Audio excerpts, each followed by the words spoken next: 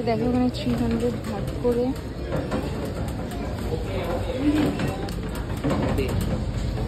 আসো, আমরা ওয়ার্ড 4 ভেতরে চলে আসলাম। এই দেখো অনেকটা বড়, এই যে দেখছো পুরোটা জুড়ে এখানে কিন্তু বুদ্ধাজি শুয়ে রয়েছে। এই যে ভেতর দিয়ে আমরা, ভেতরটা হয়তো একসাথে পুরোটা যাওয়া দেখানো সম্ভব নয় কারণ অনেকটা বড় এটা। আর এখানে অনেকগুলো দরজা আছে, তো চলো ভেতরে যাব, গিয়ে দেখবো।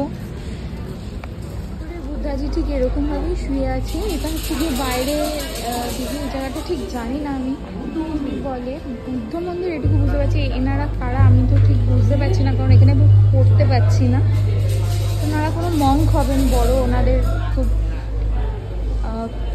মানেন ওনারা যাকে।